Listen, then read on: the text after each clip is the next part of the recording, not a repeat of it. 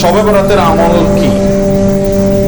শবে বরাত অর্থাৎ যেটাকে হাদিসের ভাষায় বলা হয়েছে মধ্য শাবানের রাত, শাবানের মধ্য রজনী, 14ই শাবান দিবাগত রাত। এটাকে আমাদের সমাজে বা পাক-ভারত মহাদেশে, এই অঞ্চলে, ইরানে, এই সাইডে শবে বরাত বলে। হাদিসে কোনো শবে বরাত নাই, হাদিসে আছে লাইলাতুন নিসফি মিন শাবান। তো যাই হোক, বরাত মানে যদি মুক্তি হয় তাহলে সে অর্থে ঠিক আছে।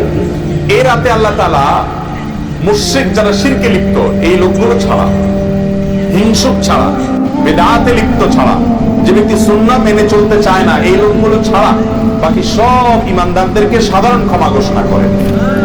আল্লাহর সাধারণ ক্ষমা ঘোষণা পাওয়ার জন্য যদি বলেন যে মধ্য শাবান রাত বা যেটাকে শবে বরাত বলি আমরা, এই হাদিসে যেটাকে মধ্য শাবান রাত বলা হয়েছে, সে রাতের আমল যদি বলেন, তাহলে আমি বলবো শিরক থেকে মুক্ত হন, হিংসা থেকে, বিদ্বেষ থেকে, শত্রুতা থেকে মুক্ত হন, কারোর পিছে লাগালাগি করেন না, অন্তরে কারোর প্রতি ক্ষোভ হিংসা থাকলে, শত্রুতা থাকলে মুছে ফেলান, পরিষ্কার হয়ে যান এবং বিদআত থেকে মুক্ত হয়ে যান, সুন্নাতকে আঁকড়ে ধরেন, ইনশাআল্লাহ আপনি সাধারণ ক্ষমা আল্লাহর পক্ষ থেকে পাবেন।